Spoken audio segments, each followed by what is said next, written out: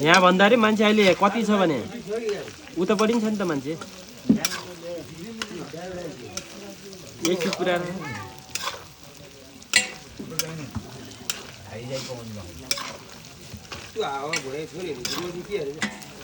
सबै गइसक्यो